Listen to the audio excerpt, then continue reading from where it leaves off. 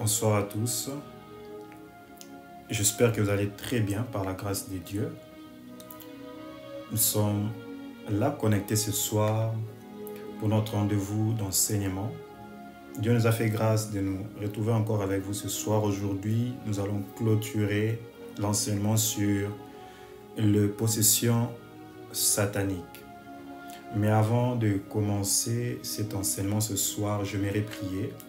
J'aimerais prier avec toi là où tu es. J'aimerais que nous puissions consacrer ce temps d'enseignement entre les mains de Dieu. Je veux être bref, mais très concis, très précis ce soir. Et je t'invite à te disposer pour écouter ce que Dieu a réservé pour toi. Prions ensemble le Seigneur. Seigneur, nous te disons merci. Merci de nous donner le privilège d'être connectés ce soir pour parler de ta part. Merci parce que tu veux que cette parole apporte la délivrance dans une famille, dans une vie. Merci parce que tu veux qu'une personne ait la révélation et la victoire dans tout le domaine de sa vie. Et je viens te recommander toute personne qui va être connectée, qui va suivre cette vidéo de partout. Je réclame, Seigneur, ta délivrance, ta révélation. Fais du bien à un homme, fais du bien à une femme et nous ne manquerons pas de te lever. Prends le contrôle de ces moments. Éternel, ma prière, c'est que ces paroles ne sortent pas seulement comme de simples paroles, mais que cela apporte la vie. Tu dis dans la Bible, il envoie sa parole et sa parole les guérit. S'il te plaît, Seigneur, guéris, délivre, sauve un homme. Déverse ta puissance ce soir afin d'apporter la solution, afin d'apporter la délivrance.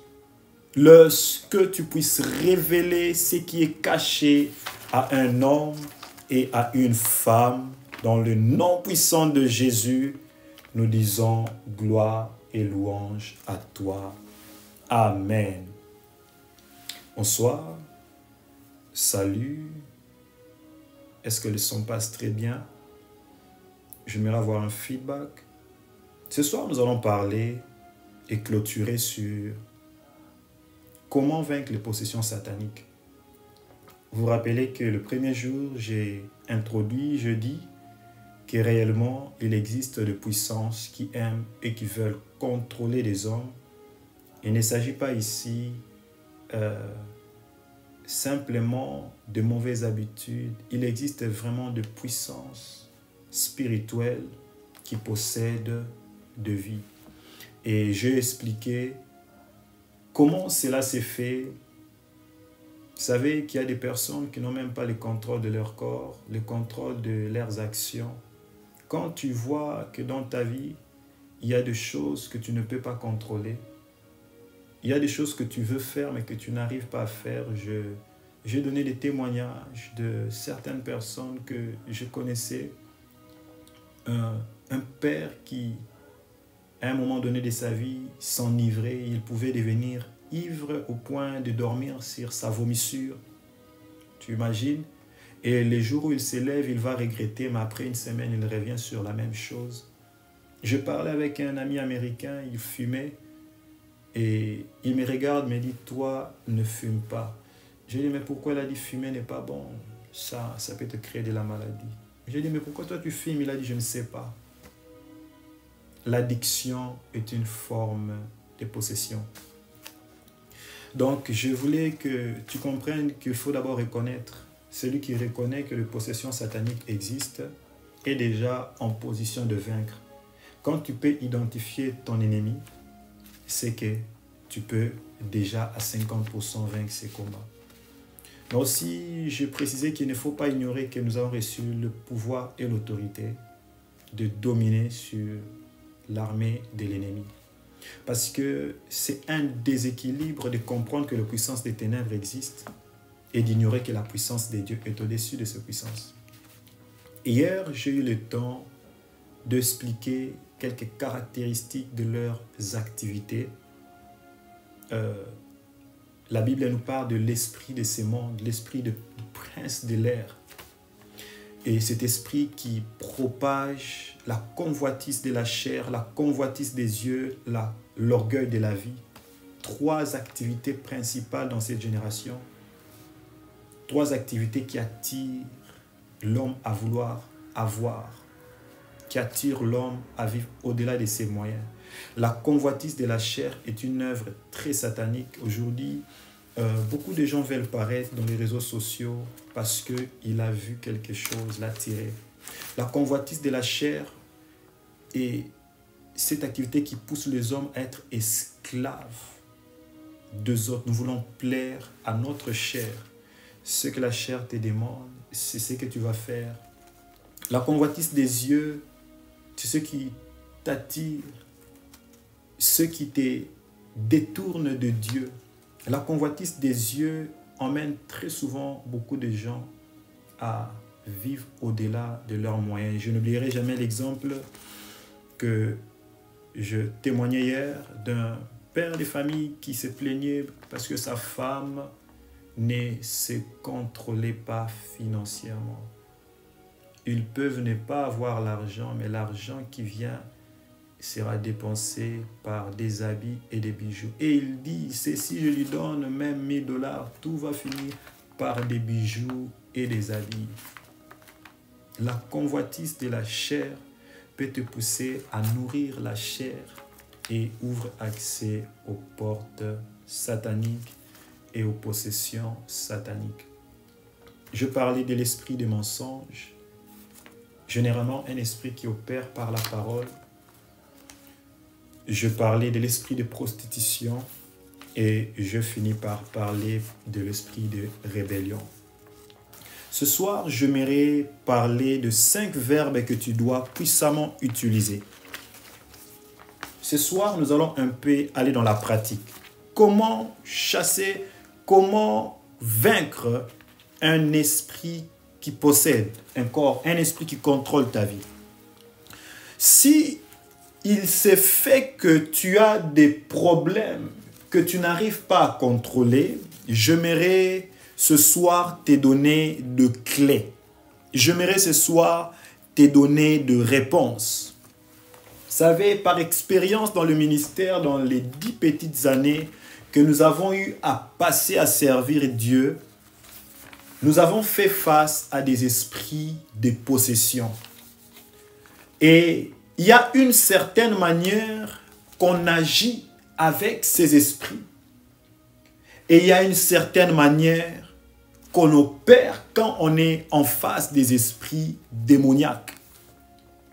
Premièrement, il faut comprendre, ce sont 2 esprits qui existent, qui entendent, qui parlent, qui répondent et qui peuvent aussi avoir une certaine puissance, une certaine capacité de détruire, d'arracher, de causer des maladies.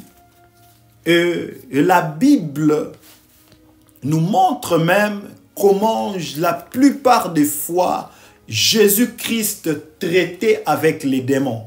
Bien-aimés, Jésus ne négociait pas avec les puissances des ténèbres. Jésus ne suppliait pas les puissances des ténèbres. Jésus chassait les puissances des ténèbres. Ce soir, j'aimerais t'apprendre qu'est-ce que Jésus fait, qu'est-ce que Jésus faisait, conformément à la parole de Dieu, comment il interagissait avec les esprits démoniaques. Prends avec moi ta Bible. La première chose que Jésus faisait, c'est chasser. Le premier verbe que j'aimerais que tu apprennes à conjuguer, c'est le verbe chasser. Le verbe chasser veut dire éloigner, débarrasser, pousser au loin, rejeter, repousser, refouler. Bien-aimés, à plusieurs reprises, la Bible nous révèle que la mission intégrante du Christ Jésus n'était pas seulement de prêcher la bonne nouvelle. La Bible dit, il prêchait, il guérissait et il chassait le démon. Dans le livre de Marc, dans le livre de Luc, dans le livre de Jean, à plusieurs reprises, le verbe chasser se répète après le verbe prêcher et guérir. Pour nous dire que Jésus ne négociait pas avec les puissances sataniques. Amen. Chasser les démons faisait partie intégrante du ministère de Jésus. Prends ta Bible dans les livres de Luc 6, nous allons les lire. Plutôt pas dans les livres de Luc, je vais prendre Luc 40, j'allais dire.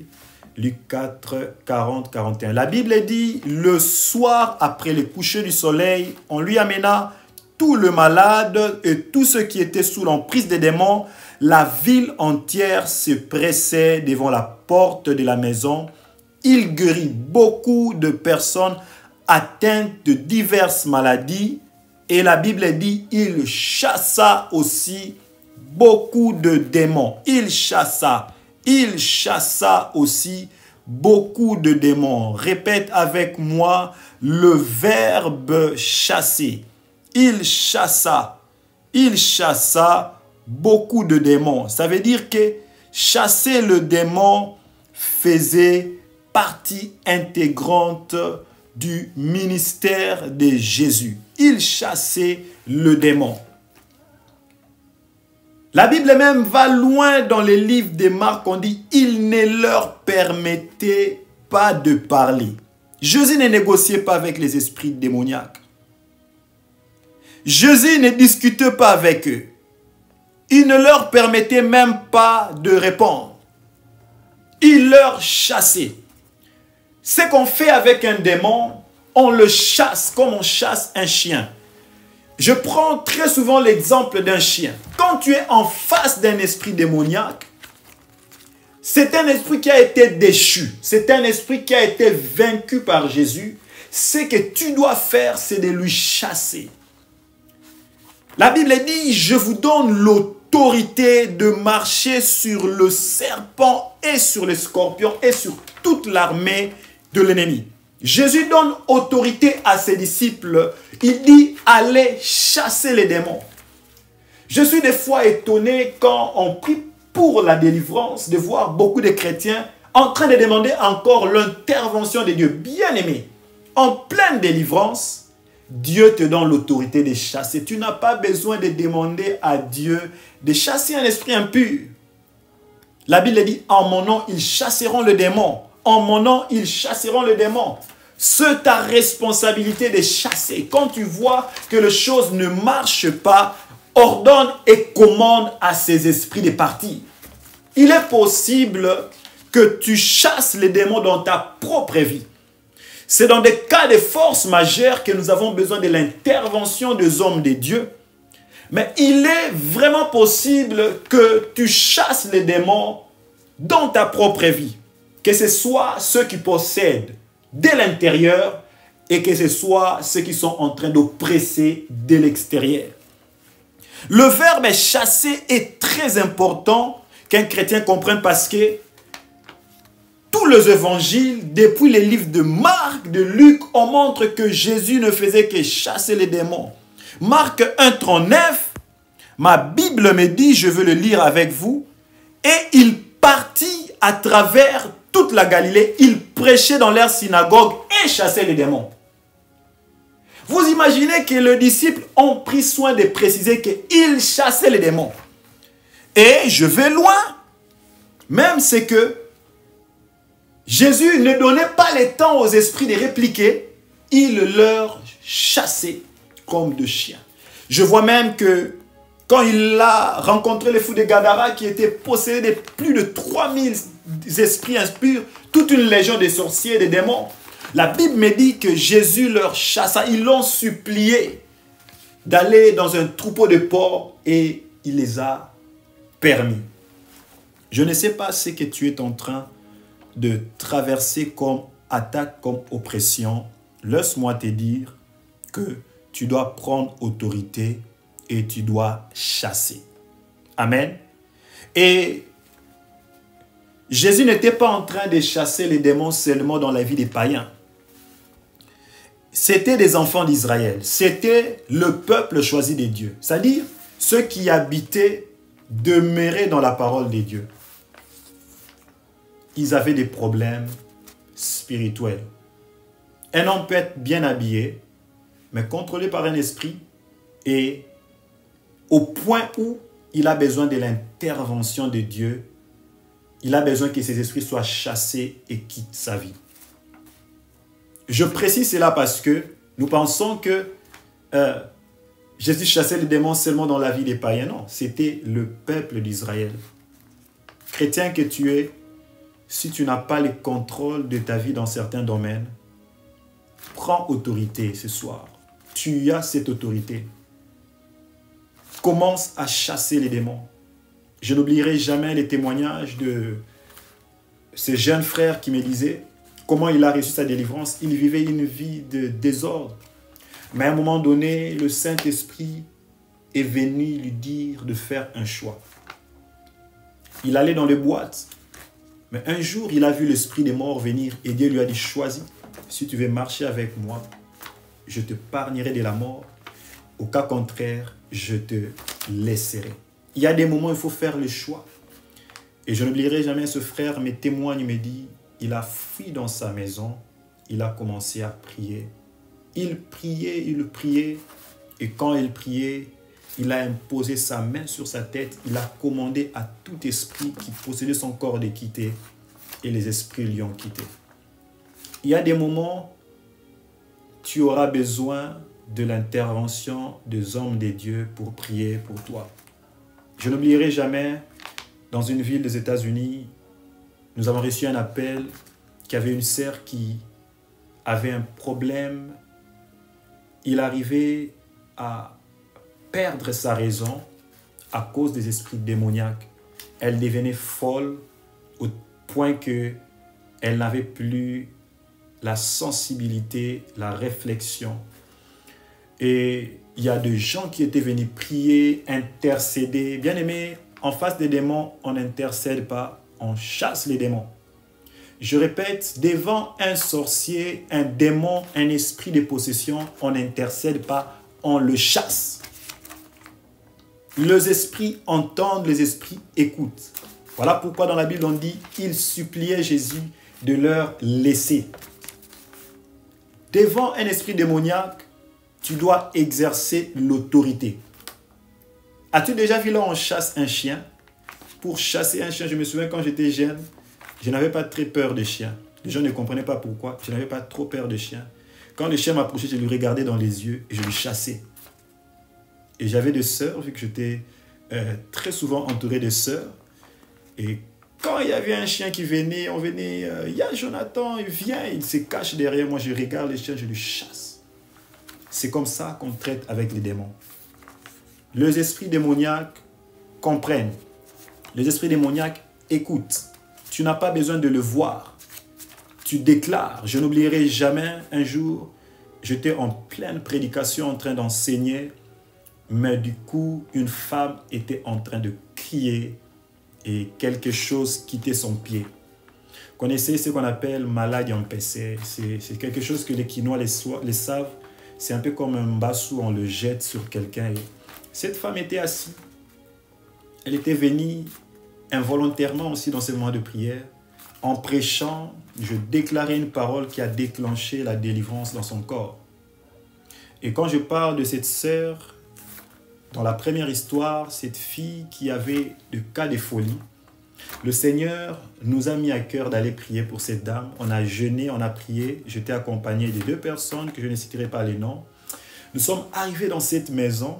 Le Seigneur m'a clairement dit, ordonne à cet esprit de partir, ne négocie pas. Vous savez, les esprits démoniaques, ils comprennent. Déjà, quand nous étions arrivés dans les parkings, la fille qui était à la maison commençait à s'agiter. Elle a fui, elle est partie dans la salle des bains. Je n'oublierai jamais ces jours. Les personnes avec lesquelles j'étais accompagné, l'une d'entre elles était une femme, n'avait pas l'expérience à la délivrance. Je lui ai dit, va prendre cette fille dans la douche, habille-la et amène-la ici parce que les esprits comprennent qu'il y a une force surnaturelle ici. Je n'oublierai pas quand on a frappé, la sœur est entrée dans sa douche, la fille s'est cachée simplement. Je lui ai dit, fais-la sortir. Quand elle est sortie, je déclarais à l'esprit de quitter, de partir. Et c'est là que la manifestation des esprits démoniaques ont commencé. Amen. Je te partage ce témoignage parce qu'on ne négocie pas avec les esprits et les démons. On leur chasse. Et pour le faire, il faut avoir l'autorité spirituelle. L'autorité spirituelle, c'est dans le nom de Jésus. Tu ne pars pas chasser les démons par ton nom. Tu pars le faire par le nom de Jésus. Je ne dirais pas un jour, j'ai rencontré des hommes qui priaient dans un groupe de prière, à peu près 30 personnes. C'était des collègues à moi, des amis à moi à Kinshasa, année 2010 ou 2011. J'étais invité à prier et aussi invité à faire un service de délivrance là-bas. Et du coup, on me dit que non, ils vont faire 30 jours de prière de délivrance pour les cas d'une fille qui était là. Je me suis dit, 30 jours de prière de délivrance pour un démon? Non, je ne veux pas faire 30 jours de prière pour un démon. Il faut chasser les démons, il ne faut pas prendre le temps d'intercéder pour que les démons partent. Chasse-le parce que tu as déjà reçu l'autorité. Alors ce jour-là, je n'ai pas assisté le premier jour de ces 30 jours qu'ils avaient. Je suis venu le deuxième jour et les dirigeants de ces ministères m'ont dit, prie pour cette fille. On a prié toute la nuit. Apparemment, il n'y a rien, mais prie pour elle. Peut-être qu'il y a quelque chose qui se cache. Je ne dirai jamais, j'ai juste levé mon doigt comme ça. J'ai dit que tout esprit qui se cache dans ce corps parte. En levant les doigts, la main descend, la fille tombe par terre. L'autorité spirituelle, ce n'est pas seulement le mot chasser. L'autorité spirituelle repose dans le nom de Jésus. Pour chasser un esprit démoniaque, il faut avoir l'autorité spirituelle. Je veux vous présenter un passage qui va nous montrer qu'on ne va pas chasser les démons sans un mandat de Dieu. Le livre des Actes 19, 11 à 17, la Bible dit, Dieu faisait des miracles extraordinaires par le main de Paul. On allait jusqu'à prendre le mouchoir ou du linge qu'il avait touché pour les appliquer aux malades. Ceux-ci guérissaient et les mauvais esprits s'enfuyaient. Quelques juifs allaient de lieu en lieu pour chasser les démons, voulurent alors invoquer eux aussi le nom du Seigneur. Quelques juifs. Donc il y a un groupe de juifs qui ont dit, nous aussi nous allons chasser les démons. Parce que Paul le fait et ils ont voulu aller de lieu en lieu. Et aussi le nom du Seigneur Jésus-Christ sur ceux qui étaient sous l'emprise des esprits. Je continue. Par le nom de ce Jésus que Paul annonce, disait-il, je vous ordonne de sortir. Le verset 14 me dit, ceux qui agissaient ainsi étaient les 7 fils d'un certain Sheva, un chef de prêtres juifs. Dans le verset 15, on dit, mais l'esprit mauvais leur répondit, Jésus, je le connais, Paul, je sais qui c'est, mais vous, qui êtes-vous? Là-dessus, l'homme qui avait en lui le mauvais esprit se jeta sur eux, le maîtrisa et le malmena avec une telle violence qu'ils s'enfuirent de la maison, le vêtement en lambeaux. Vous imaginez? Ils s'enfuirent de la maison, le vêtement en lambeaux et couvert de blessures. Cet incident fut connu de tous les habitants d'Éphèse. Juifs, grecs furent tous ceux de crainte et le nom du Seigneur Jésus fut l'objet d'un grand respect. Bien-aimé, tu ne peux pas exercer l'autorité spirituelle si tu ne vis pas dans la sanctification. Tu ne peux pas chasser les démons si tu ne vis pas dans la sanctification, dans l'obéissance à la parole de Dieu. Ce verbe aura de la puissance seulement dans la vie de ceux qui vivent dans l'obéissance de la parole de Dieu. Voilà pourquoi je ne crois pas que... Écoute, si on doit passer 30 jours de jeûne juste pour chasser un démon, et si tu es en face de 30 personnes dans ton ministère qui sont possédées par des esprits démoniaques. Voilà pourquoi il faut demander les revêtements de la puissance de Dieu. Amen. Et la Bible va même loin, elle dit, certains esprits ne sortent que par la prière et le jeûne. Voilà pourquoi il faut se préparer avant d'exercer l'autorité sur la puissance satanique. Voilà, c'était là le premier mot que je voulais te partager. Le deuxième mot que j'aimerais te partager, c'est déraciner. Répète avec moi, déraciner. Répète avec moi, déraciner. Le mot déraciner est un mot qui est répété dans la Bible plusieurs fois quand il s'agit de œuvres sataniques et démoniaques. Je vais lire avec vous la Bible dans le livre de Jérémie 1:10. La Bible dit, sachez que je te confie aujourd'hui, sache plutôt, que je te confie aujourd'hui une mission envers le peuple et le royaume, celui de déraciner ou bien arracher, celui de renverser, de ruiner et détruire, de construire et de planter. Retiens ces verbes ce soir. Le verbe déraciner veut dire arracher ou bien abattre ou bien renverser. On déracine une sémence. On ne déracine pas un esprit démoniaque. Un esprit démoniaque, on le chasse, mais on déracine les œuvres sataniques. Quand un esprit démoniaque entre dans la vie d'une personne, il ne vient pas seul, il vient avec ses œuvres, il vient avec ses pratiques. Il y a même certains esprits qui vont placer des maladies dans le corps d'une personne. Voilà pourquoi je vous ai dit dans les témoignages de la sœur que nous avons eu à prier, à exercer la délivrance, elle avait un esprit qui causait la folie. Elle avait perdu la raison. Et ces esprits peuvent même se localiser dans une partie du corps et causer une maladie. Voilà pourquoi la Bible dit, je te confie mission sur le peuple, celui d'arracher et de déraciner. Sais-tu qu'il y a des esprits qui déposent de semences dans la vie des gens, de mauvaises semences de le plus jeune âge? Je n'oublierai jamais, j'ai entendu ces témoignages, j'avais très mal dans mon cœur, comment un enfant a été ensorcelé alors qu'elle n'était même pas née. Une histoire vraie que je vécu très longtemps. Cette maman qui était elle-même sirène, elle rencontre comment elle a déposé la sémence de sirène au sein de son enfant alors que son enfant était encore un fœtus. Vous imaginez qu'une sémence peut être placée dans la vie d'une personne à un très jeune âge. Et les esprits démoniaques travaillent sur ces sémences. Pourquoi? Parce que quand une sémence porte du fruit, elle devient difficile à déraciner. Vous allez voir quelqu'un qui a des problèmes spirituels et le même problème se répète. On prie, on fait des délivrances. On a fait la délivrance. Les esprits sont partis, mais ils ont laissé leur sémence. Et après quelques temps, la même chose se répète. Et je pouvais voir un bien-aimé qui est parti d'église en église pour simplement se libérer de l'esprit de masturbation et de pornographie. Un esprit qui travaille puissamment dans la vie de cette génération. Il ne pouvait pas être incapable de vivre sans la pornographie. Une addiction terrible. Et cette sémence est entrée comment? À l'école, il était avec des amis. Et un ami lui présente un téléphone, on lui montre des images. Et son esprit n'était pas fort. Si jeune, il a commencé à s'habituer à la pornographie jusqu'à ce qu'à un âge avancé, incapable de se marier, instable dans son finance, il est resté esclave parce que la sémence était entrée de le plus jeune âge. Voilà pourquoi la Bible dit que toute sémence que le Père n'a pas sémée doit être déracinée.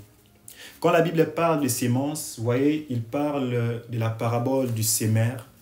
Il dit, le semeur est sorti. Le long du chemin, il a jeté sa sémence et certaines graines sont tombées sur les épines, certaines sont tombées sur le rocher et une partie est tombée sur la bonne terre. La sémence, c'est aussi une parole qu'une personne déclare dans la vie d'un homme. Si la Bible dit que la parole de Dieu est une bonne sémence, c'est que les paroles des réclamations sont aussi des mauvaises sémences dans la vie des gens qui ont de l'efficacité et qui finissent par détruire la vie des hommes et des femmes. Dans les livres de Matthieu 4, 24, 8, 16, 17, Luc 4, 40, 41, la Bible nous dit dans le livre de Matthieu, j'allais dire Matthieu 3, j'allais dire Matthieu 3, 13, 24 à 30, la parabole de l'ivraie. La parabole de l'ivraie. Voilà, la parabole de l'ivraie, la Bible dit, un jour le semeur a sémé la bonne sémence qu'on appelle le blé, mais de nuit, le voleur est venu s'aimer une mauvaise sémence et cette sémence s'appelait l'ivraie. Il pose la question à son maître, mais comment tu as sémé la bonne sémence et nous retrouvons la mauvaise sémence en même temps? Et le maître lui dit, toute sémence que le Père n'a pas sémée doit être déracinée. C'est pour dire que certaines mauvaises sémences que tu retrouves dans ta vie, ça peut être l'orgueil, ça peut être l'impudicité, ça peut être le chèque, l'instabilité. Toutes ces sémences peuvent être des œuvres de puissance démoniaque. Mais ces sémences, aussi longtemps que tu ne les déracines pas, continueront à œuvrer puissamment dans ta vie. Amen. J'aimerais que tu sois très conscient que tout ce que tu ne déracines pas dans ta vie reste. Voilà pourquoi vous allez même remarquer qu'un grand serviteur des dieux, mais élevé des dieux, mais tu remarques qu'il y a quelque chose dans son comportement qui cloche, peut-être une sémence d'orgueil. Pourquoi? Parce que c'est quelque chose qui est entré d'abord comme une petite chose et qui a commencé à se développer. Et je n'oublierai jamais ce témoignage de ce bien-aimé qui avait décidé de vivre les changements dans sa vie. Il s'est retrouvé à faire des choses qu'il ne voulait pas. Il a dit, je ne veux pas mentir, je ne veux pas voler, je ne veux pas prendre ce qui n'est pas à moi. Il a décidé de confesser en public. Les hommes se sont moqués de lui, l'Église s'est moquée de lui.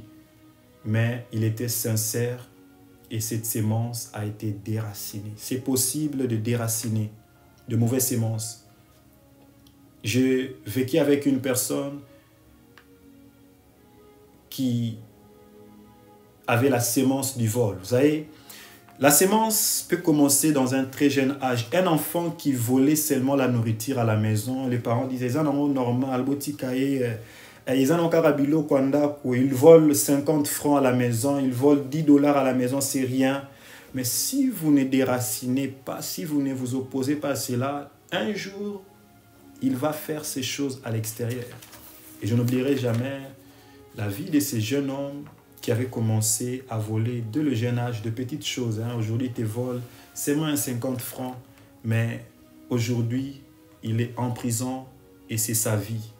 Il est comme une personne maudite parce que c'est un lien qui est entré par une sémence.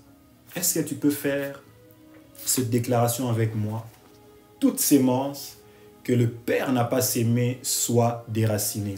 Déclare-les avec moi.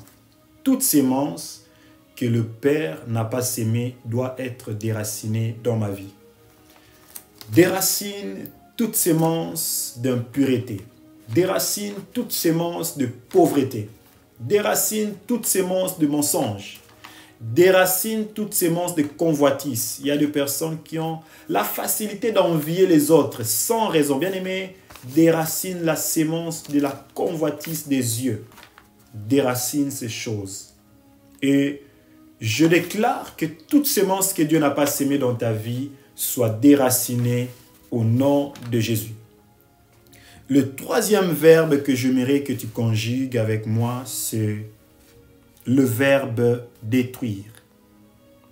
Répète avec moi, détruire. On dit même ruiner. Le chrétien doit apprendre à utiliser le verbe détruire dans leur vie parce que c'est ce que Jésus-Christ est venu faire. La Bible me dit dans le livre de Jérémie 1, 10, « Regarde, je t'établis aujourd'hui sur les nations et sur le royaume pour que tu arraches et que tu abattes, pour que tu ruines et que tu détruises. Nous sommes appelés à détruire les œuvres des ténèbres. » Bien-aimé, ce que tu ne détruis pas aujourd'hui dans ta vie te détruira un jour. Je répète, ce que tu es incapable de détruire aujourd'hui te détruira un jour. Tu es appelé à détruire ton ennemi, appelé à détruire les œuvres de ténèbres dans ta vie. Je suis des fois étonné de voir des fois des parents, ils constatent certaines mauvaises activités dans la vie de leurs enfants. Il est calme, mais ça, normal. Ça, il a âge. Bien aimé, la sémence que tu ne détruis pas aujourd'hui te détruira demain. Vaut mieux commencer à détruire une sémence quand elle est encore jeune. Balobara nzete o ekoli etengami ezalaka pasi ozongi sango na nzela. Vaut mieux commencer à détruire les œuvres des ténèbres maintenant. Et il faut remarquer que Jésus-Christ détruisait, il ne négociait pas. Lisez avec moi le livre de Marc 23, 1, 23 à 24. La Bible dit, il se trouvait juste à ces moments-là, dans leur synagogue, un homme qui était sous l'emprise d'un esprit mauvais. Il s'est mis à crier. Vous imaginez que les esprits mauvais savent que Jésus est là pour leur détruire. Et la Bible dit que les esprits se mirent à crier. Que nous veux-tu, Jésus de Nazareth? Es-tu venu pour nous détruire? C'est ça. Les esprits savent que Jésus est là pour leur détruire. Mais le chrétien ignore qu'ils ont le pouvoir de détruire. Bien-aimé, tu n'as pas à négocier avec les puissances des ténèbres. Tu n'as pas à discuter avec les puissances de ténèbres. Tu dois leur paralyser. Tu dois leur détruire. Tu dois leur combattre. Parce qu'en réalité, ces puissances de ténèbres ne sont pas là pour ton bien. Ils sont là pour nuire à ta santé. Ils peuvent causer des dégâts dans ta vie. Voilà pourquoi Jésus est venu les détruire, comme le livre de Marc 1, 23, 24 le dit. Je veux même loin. Le livre de Jacques 2, 19 dit que le démon aussi croit et il tremble devant Dieu. Je n'oublierai jamais, comme je vous ai dit, quand nous sommes partis faire la délivrance de cette sœur qui avait des problèmes de perte de mémoire et de folie, les esprits étaient agités. Ils savaient que leur moment était fini. La fille a fui dans la douche. On l'a pris de là. On l'a amené dans la maison, au basement. Et on a commencé à chasser les esprits. Mais laisse-moi te dire que dans le processus de la délivrance, il faut détruire les esprits. Et comment il faut détruire les esprits? Le livre d'Éphésiens 6, 14 à 15 nous montre les armes sur lesquelles nous devons utiliser. Parce qu'en fait, le combat sur lequel est spirituel, Dieu nous donne même des armes. Bien aimé, il y a des armes qu'il faut utiliser dans la délivrance. Les démons, des fois, ne partent pas du coup. Les esprits démoniaques résistent des fois. Aujourd'hui, tu pries parce que tu as des problèmes et puis tu abandonnes, tu t'arrêtes là. Non, continue à prier. Continue à prier. La Bible dit, résistez au diable et il fuira. Dans le livre d'Éphésiens, on dit, tenez donc ferme et ayez autour de la taille la vérité pour ceinture. Et revêtez-vous de la droiture en guise de cuirasse. Bien aimé, le vrai problème, c'est que dans la délivrance, quand on veut exercer l'autorité sur les puissances démoniaques, beaucoup de chrétiens essayent d'utiliser leurs propres armures. Nous ne combattons pas avec notre propre armure. Note que nous combattons avec les armures de Dieu. La Bible dit, revêtez toutes les armes de Dieu. Ce n'est pas nos propres armes. Ce sont les armes de Dieu. Je répète, ce sont les armes de Dieu. Et parmi ces armes, la Bible parle de la vérité. Bien aimé, un chrétien qui n'est pas dans la vérité ne pourra jamais chasser les puissances démoniaques. Ils vont menacer ta vie, tourner dans ta maison et même déranger tes songes parce que tu n'as pas la vérité. Je n'oublierai jamais un jour en pleine délivrance. Nous étions avec plusieurs frères, on exerçait la délivrance et l'esprit réplique, il dit à un frère, il dit, toi là aussi tu es en train de me parler. Toi un impudique, comme ça tu oses me chasser. Toi ne parle pas, laisse les autres faire ce travail. Vous imaginez que les esprits démoniaques, on ne leur combat pas par le zèle. On ne leur combat pas par le courage. Il faut revêtir les armes de Dieu. Il faut revêtir les armures spirituelles. Et parmi ces armures, il faut avoir la vérité comme ceinture. Je n'ai jamais vu un soldat en train de combattre avec un équipement qui n'est pas soutenu par la ceinture.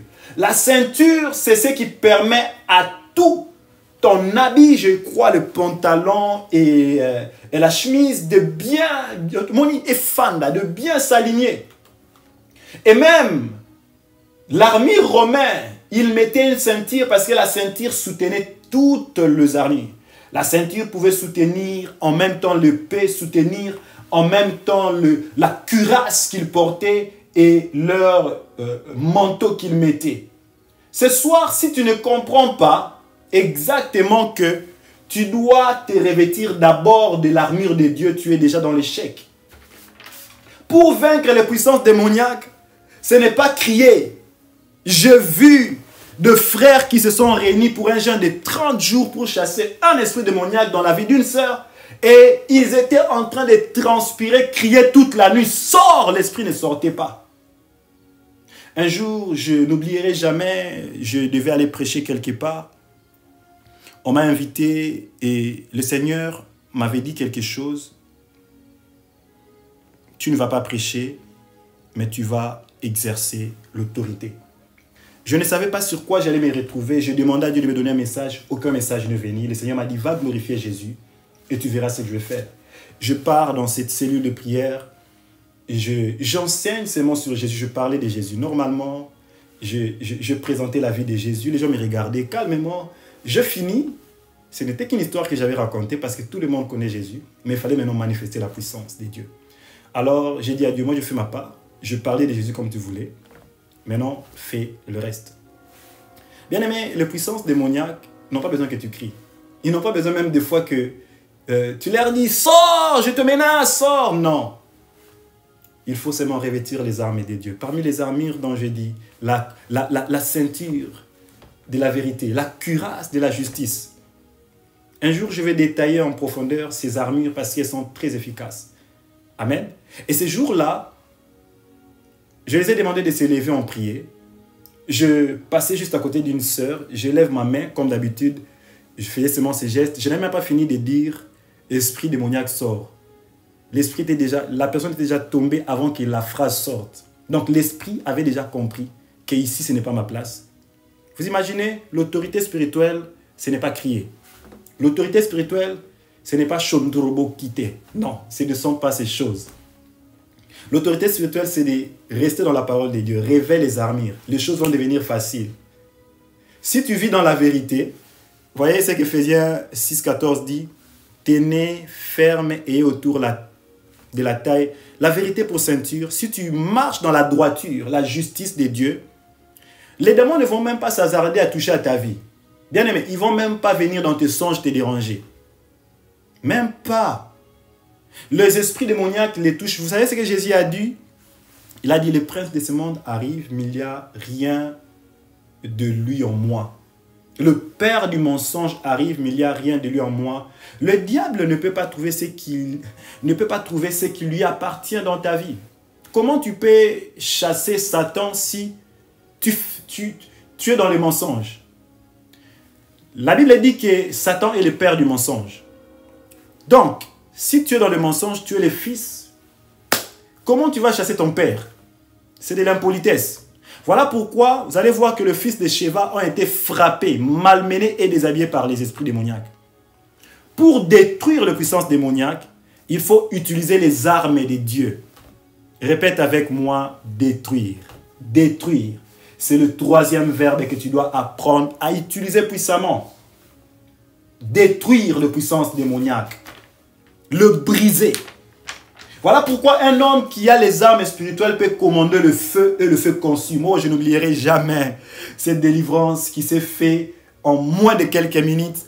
L'esprit démoniaque que je chassais un soir résistait dans la vie d'une sœur. Je lui ai dit, mais tu dois quitter la vie de cette fille. Il m'a dit, je ne quitte pas, je ne pars pas. Je lui ai dit, ok, que le feu du ciel descende et touche. Waouh, elle a crié. Attends, s'il te plaît, ne me brûle pas.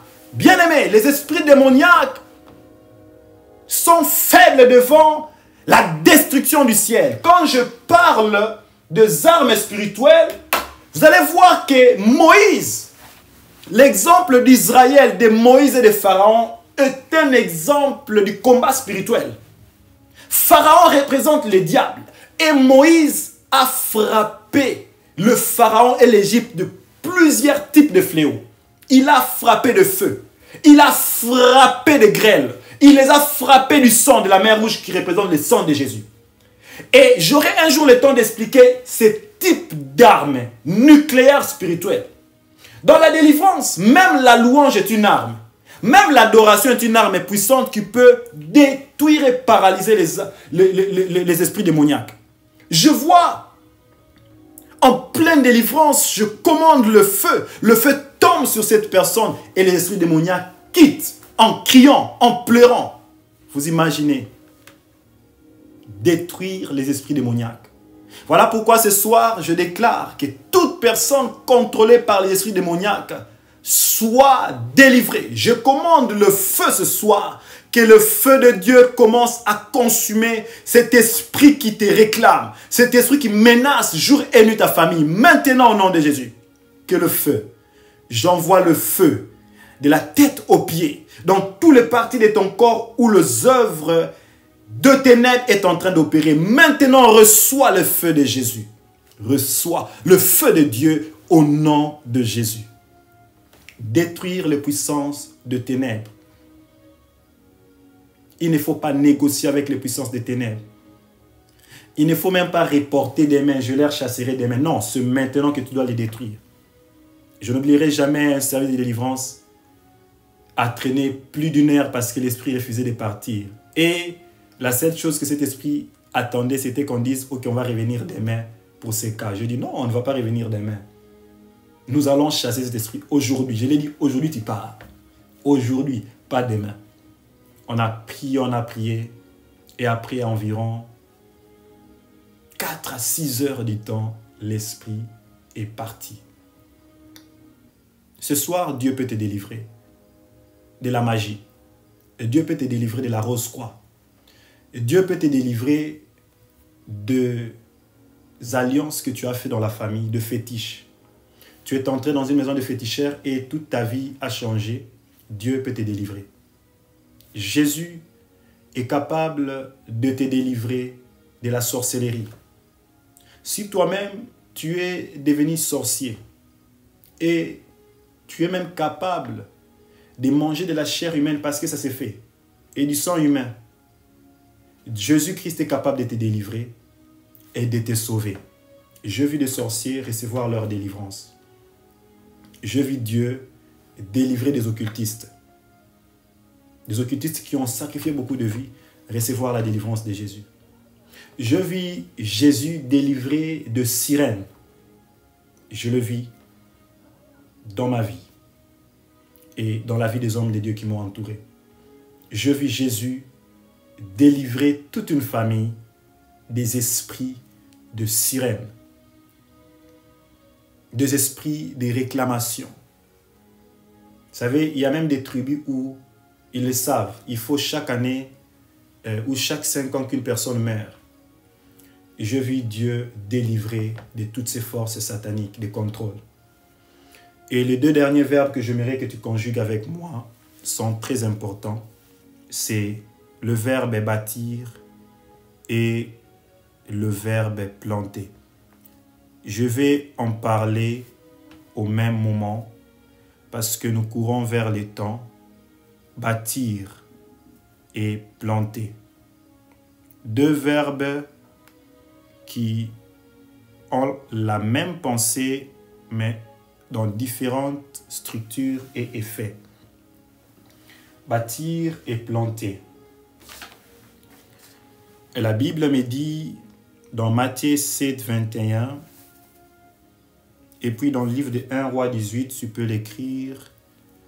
Je vais passer très vite parce que je m'aimerais clôturer et prier. 1 Roi 18, 31, 32, la Bible me dit que Élie devait détruire l'autel de Baal.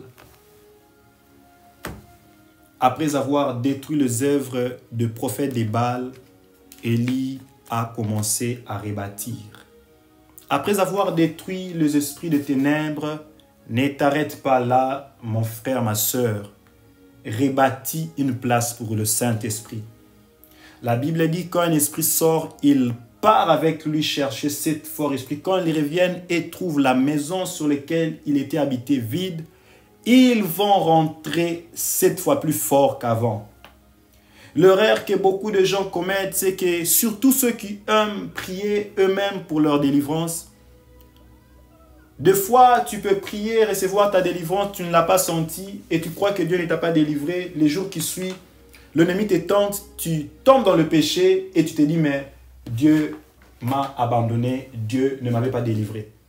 Des fois, les hommes de Dieu peuvent avoir prié pour toi et tu as reçu la délivrance. Un mois est passé, tu étais en paix et après un mois, le même problème se répète et tu condamnes les hommes de Dieu.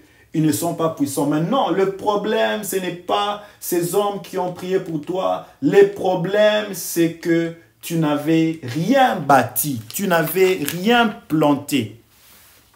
Bien-aimé, une maison qui n'est pas habitée est susceptible à être envahie et pillée. La Bible dit qu'il faut déraciner, abattre, qu'il faut ruiner, détruire, mais il précise dans le livre de Jérémie 1:10, bâtir et planter. Bâtir et planter, c'est très important. Quel est le remède pour détruire l'esprit ou déraciner l'esprit de pauvreté? C'est de s'aimer de bonnes choses. Quand il y a des épines dans un champ, un homme sensé va déraciner les épines, mais il ne va pas laisser la terre vide parce que les épines vont revenir. Il doit s'aimer la bonne sémence. Or, la bonne sémence, c'est la parole de Dieu. La Bible dit que il y a deux types de constructeurs. Il y a de ceux qui construisent dans le sable et il y a de ceux qui construisent sur le roc. Pour mieux bâtir une vie, il faut bâtir sur la parole de Dieu. Luc 6, 47, 19, la Bible dit, c'est pourquoi celui qui écoute ce que j'ai dit et qui l'applique ressemble à un homme sensé qui a bâti sa maison sur le roc. Pourquoi la prière de beaucoup de chrétiens sont inefficaces devant les esprits démoniaques? C'est parce qu'ils ne bâtissent pas leur foi, leur délivrance sur la parole de Dieu. Le service de délivrance, le démon, la puissance de contrôle sont soumis à la parole de Dieu. Je n'oublierai jamais, à un moment donné, j'exerçais la délivrance. J'avais tellement dit à l'esprit, sors, sors, sors, de telle sorte que je me suis rendu compte que je parlais, je disais, sors, sors, sors. J'ai dit, non, écoute, la Bible dit, quand c'est seulement déclaré la parole de Dieu, dit l'esprit, s'est agité, il est parti. Le diable n'obéit pas à nos paroles, il obéit à la parole de Dieu. Et de la même manière, quand un esprit part, il faut s'aimer la parole de Dieu. Le verbe bâtir et planter est très important parce que tu peux commencer une délivrance et rester ou avoir un service inachevé. Malheureusement, beaucoup de personnes ont reçu des délivrances inachevées et après des mois, le même problème revient. Bien-aimé, si tu décides de bâtir désormais sur la bonne voie et de planter la bonne sémence qui est la parole de Dieu dans ta vie, tu vivras la victoire et ta victoire demeurera. Comment conserver sa délivrance et comment empêcher les puissances de possession à revenir encore? Il faut planter la bonne sémence.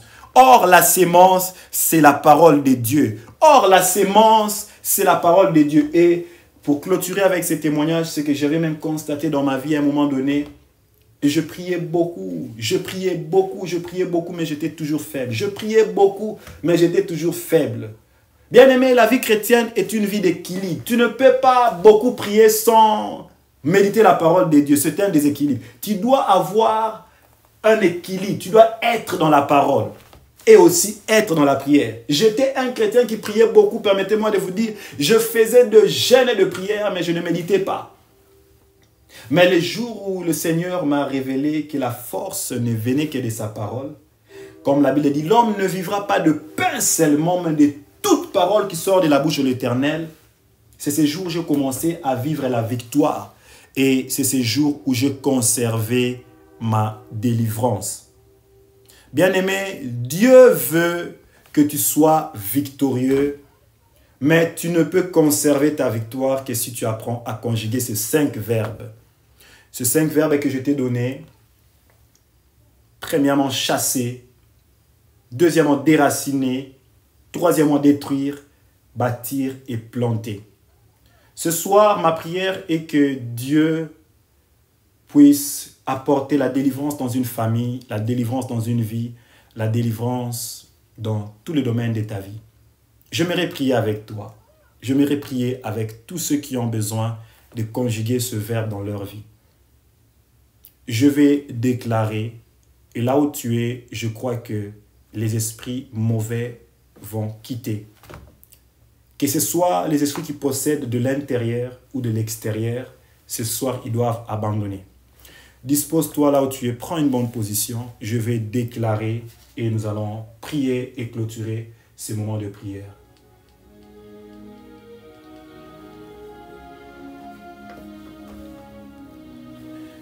Positionne-toi là où tu es, j'aimerais déclarer. Ce soir, je crois que la parole de Dieu est efficace. Tu ne peux à double tranchant capable de percer. Ce soir, que le ciel soit ouvert dans ta vie maintenant au nom de Jésus. Que le ciel soit ouvert dans ta vie maintenant au nom de Jésus. Je viens commander à tout esprit qui ne confesse pas le nom de Jésus, tout esprit qui ne se soumet pas à la parole de Dieu, de quitter ta vie maintenant. Je commande à tout esprit satanique, de mensonge, d'impureté, de quitter ta vie maintenant. Je te chasse. Je t'ordonne de libérer. La Bible dit, ton corps est le temple du Saint-Esprit.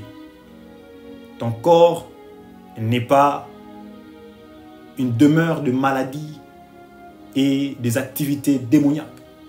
Ce soir, je déclare la délivrance de Dieu, la guérison de Dieu.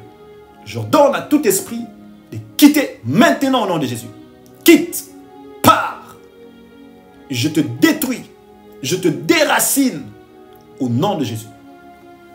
Je viens déraciner toute sémence qui est entrée dans ta vie de le bas âge.